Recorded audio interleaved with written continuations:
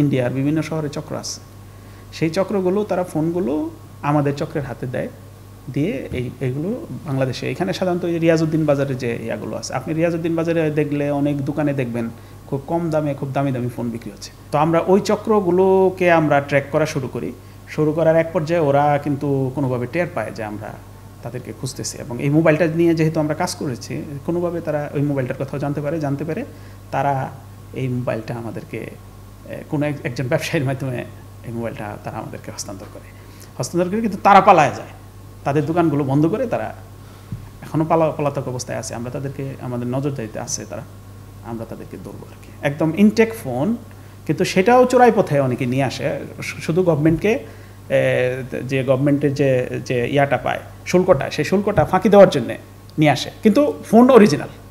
আবার আরেক ধরনের ফোন আছে সেগুলো একদম চোরাই ফোন, ওই দেশে চুরি হয়েছে, সেই ফোনগুলো আবার আমাদের দেশে নিয়ে আসতেছে।